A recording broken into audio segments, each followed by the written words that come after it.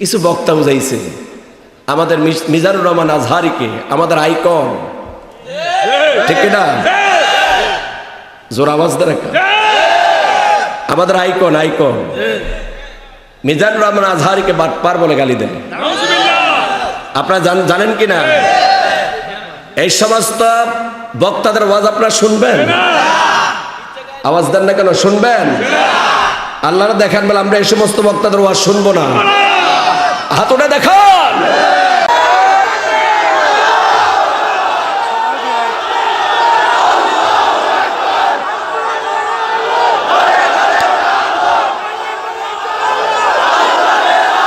যাবেন না। যারা মানুষকে গালি দেয় তারা মুনাফিক। মুনাফিকদের মুখ দিয়া খারাপ কথা বের হয়, মুসলমানের মুখ দিয়ে অশ্লীল কথা, অন্যায় কথা বের হবে না। মুসলমান যা বলবে তা সওয়াব অনুযায়ী বের হয়ে আসবে। কিন্তু বাটপার, ওরে বাটপার, ঠিক কি না? এটা কি কোনো আলেমের ভাষা? আমি কিন্তু নাম বলি নাই। আসো, বৃষ্টি যদি না হতো দেখাই দিতাম। খেলা হবে, এটা কার ভাষা? শামীম ওসমানের ভাষা। আপনারা জানেন না? খেলা হবে, এটা কার ভাষা? এটা কোন আলেমের ভাষা হতে পারে? আহা! আর আমার মিজানুর রহমান আজহারি কি সুন্দর ভাষায় জবাব দিয়েছেন। এবার আপনারা বলেন হক্কানি আলেম কারা? টুপি দিয়া বড় পাঞ্জাবি পয়রা বড় আলেম হওয়া যায় না। বাস্তবতা কথার মাধ্যমে, আমলের মাধ্যমে, সামাজিক চালচলনের মাধ্যমে তা প্রকাশ হয়ে যায়। ময়দানে কথার মাধ্যমে তা প্রকাশ হয়ে যায়। তবে আমি আপনাদেরকে বলবো, আমরা বিচ্ছিন্ন হতে চাই না। কওমি, আলিয়া, যত আলেম আছে সব আলেমদের প্রতি শ্রদ্ধা রেখে বলছি, আপনারা মানুষকে বিচ্ছিন্ন করবেন না। সব মানুষকে একত্রিত করার জন্য আন্দোলন করুন। এটা আপনাদের দায়িত্ব, কর্তব্য। এখনো ফতুয়া দেয়। আমার একজনে জিজ্ঞাসা করে, আমি একজন মাহফিল করতে কই টুপিটা মাথার দেন কেন? তারপর অসুবিধাটা কোথায়? কোনো অসুবিধা না, এটা তো কেমন কেমন না জানি দেখা যায়। তাই বললাম, আপনি যে 5 কলি টুপি পরছেন, কেন পরছেন? এটা কে দিছে? এই অনুমতি, এই পারমিশন কে দিয়েছে? আমি বললাম, আমি কিন্তু প্রশ্ন করি, উনি প্রশ্ন করেছেন, প্রশ্নের জবাব আমি কথা বলেছি। বললো 5 কলি টুপি আপনি কেন পরলেন? কয় এটা বুজুর্গানে দিনেরা পড়ছে। আমি কই আগের রাসূল কারীম সাল্লাল্লাহু আলাইহি সাল্লাম শক্ত টুপি পরতেন, হেলমেট পরতেন, যাতে করে কাফের বেঈমানদের তীর ছুঁড়ে যেন মাথার মধ্যে আঘাত না লাগে। এই জন্য শক্ত টুপি পরাও সুন্নাত।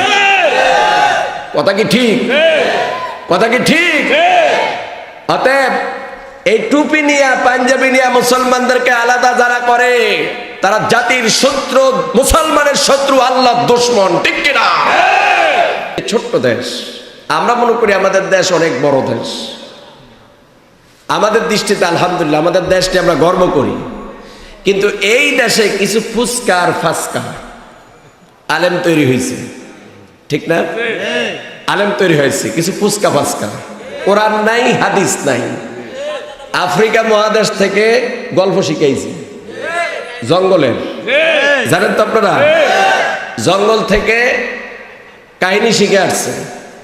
আরেকজন হুজরাতে বসে বসে শুধু মানুষকে কাফের ফতুয়া দিচ্ছে, ঠিক কিনা?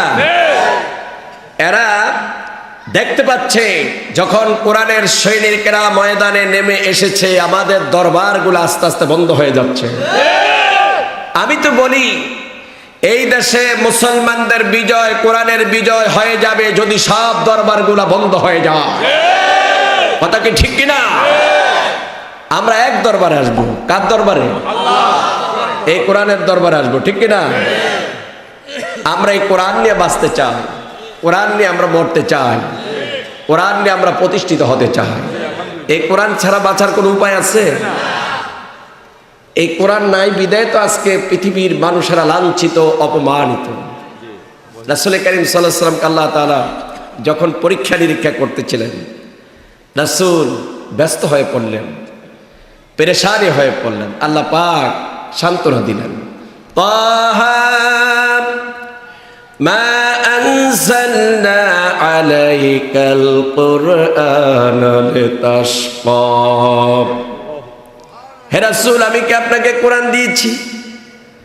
আপনি হতভাগা হবেন, আপনি শুধু অপমান হবেন, আপনি শুধু গালিগালাজ শুনবেন, আপনাকে শুধু তারা নির্যাতন করবে। এই জন্য আমি আল্লাহ আপনাকে কোরআন দেই নাই। ধৈর্য ধারণ করেন। এই কোরআনের আমলের মাধ্যমে, কোরআন প্রতিষ্ঠিতর মাধ্যমে আপনার এখন যা সম্মান আছে, আমি আল্লাহ তার চাইতে বিশ্বময় আপনার সম্মান চড়িয়ে দেব। ইরানের সুলাইমান, কাসেম সুলাইমানিকে হত্যা করলো বিনা অপরাধে। সে শান্তি মিশনের কাজ করতেছিল, মদ্যপাচ্ছে শান্তি প্রতিষ্ঠার কাজ করছিল সে, এবং মুসলমানদেরকে ঐক্যের কাজ করছিল, মুসলমানদেরকে এক কাতারে নিয়ে আসার জন্য কাজ করে যাচ্ছিল। সেই লোকটাকে হত্যা করল। আমি ভূমিকায় কিছু কথা এনে আমি মূল আলোচনা চলে যাব ইনশাআল্লাহ। আপনারা লক্ষ্য করুন, ইরানের কাসেম সুলাইমানিকে হত্যা করতে চেয়ে হত্যা করে আমেরিকা মনে করেছিল মধ্যপ্রাচ্যকে আমি অশান্তি করে দেব এবং মুসলমানদের মধ্যে আরো বিভেদ সৃষ্টি করে দেব। কিন্তু আল্লাহর মেহেরবানিতে যখন ইরানের মধ্যে হামলা হলো, তুরস্কের প্রেসিডেন্ট এরদোগান এগিয়ে আসলো, পাকিস্তানের প্রধানমন্ত্রী ইমরান খান এগিয়ে আসলো, মালয়েশিয়ার প্রধানমন্ত্রী মাহাতির এগিয়ে আসলো। সবাই এসে ঘোষণা একটা দিল, আর বিচ্ছিন্ন হয়ে আমরা যুদ্ধ করতে চাই না, লড়াই করতে চাই না। এবার ঐক্যবদ্ধভাবে কাফের বেঈমানদের ষড়যন্ত্র মোকাবেলা করা হবে। এই কথা বলার পরে কি হলো জানেন? ট্রাম্প সেখান দিয়ে ফাতলা বাগানা শুরু হয়ে গেছে। এর দ্বারা প্রমাণিত হলো, মুসলমান যদি এক হয়ে যায়, নেক হয়ে যায়, যুদ্ধ বেশি লাগবে না, বেশি অস্ত্র লাগবে না, শক্তির বেশি প্রয়োজন নাই। আল্লাহর হুকুম অনুযায়ী যদি পৃথিবীর সব মুসলমান এক হয়ে যায়, আবার গোটা পৃথিবী মুসলমানদের হাতে চলে আসবে। ঠিক কিনা? যে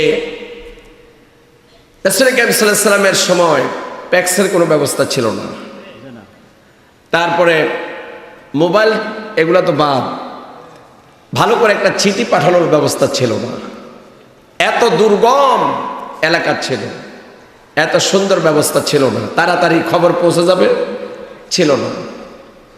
রাসূল কারীম সাল্লাল্লাহু আলাইহি ওয়াসাল্লাম জন্ম নিলেন মক্কায়, কেউ জানে না কোথায় বাড়ি আর আমরা কোথায়।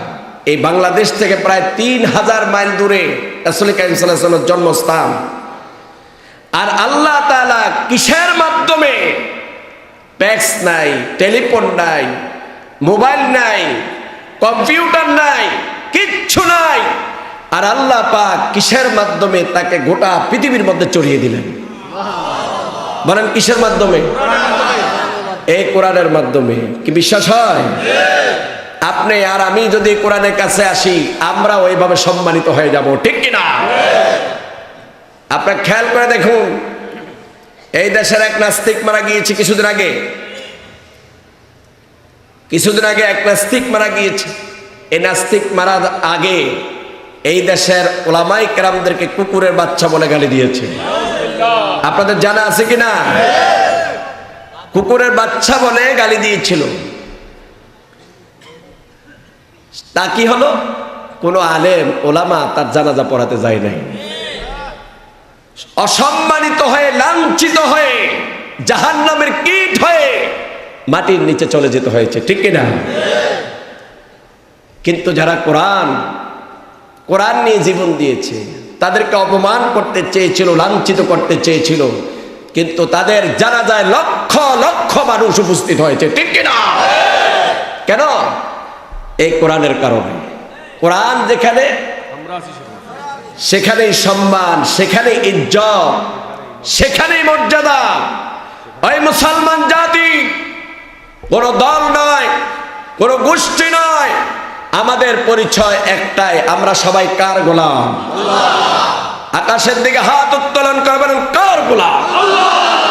আল্লাহর গোলাম। তাহলে এই কোরআন থেকে আমরা কথা বলতে চাই। কোরআন যদি থাকে আমরা থাকবো, আর কোরআন যদি না থাকে আমরা থাকবো না, আমাদের কোনো বাঁচার অধিকার নেই। এই কোরআনই হলো জীবন। এই কোরআনটা কি জীবন। এই জন্য আল্লাহ রাসূল বলেছেন, যারা আজকে কিচ্ছা কাহিনী বলে, মানুষকে মিথ্যা কাহিনী বলে, মানুষের মধ্যে পেতনা ফাসাদ সৃষ্টি করছে, এই জন্য রাসূলুল্লাহ সাল্লাল্লাহু আলাইহি ওয়াসাল্লাম বলেছেন, তোমরা কার কথা শুনবা, কার আলোচনা শুনবা, কার তাফসীর শুনবা? মান ক্বালা বিহি সাদাকা। আল্লাহ রাসূল বলেন, যে ব্যক্তি কোরআন দিয়ে কথা বলে সে সত্য কথা বলে। ওয়ামান আমিলা বিহি উজরাম। যে ব্যক্তি কোরআন দিয়ে আমল করে সে পুরস্কৃত হবে। ওয়ামান হাকামা বিহি আদালা। যে ব্যক্তি কোরআন দিয়ে বিচার ফয়সালা করে সেই ব্যক্তির ন্যায় বিচার ফয়সালা করে। ওয়ামান দাইয়া ইলাইয়া হুদিয়া ইলা সিরাতিম মুস্তাকিম। যেই ব্যক্তি কোরআন দেয়া মানুষকে ডাকে সেই ন্যায় পথে, সৎ পথে, সঠিক পথে মানুষকে ডাকে। সুবহানাল্লাহ। যাদের হৃদয়ে আছে আল্লাহর ভয়, তারা কভু পথ ভুলে যায় না। আল্লাহর প্রেম ছাড়া এই দুনিয়ায় কারো কাছে কোনো কিছু চায় না। রাতের আধারে যারা সেজদাতে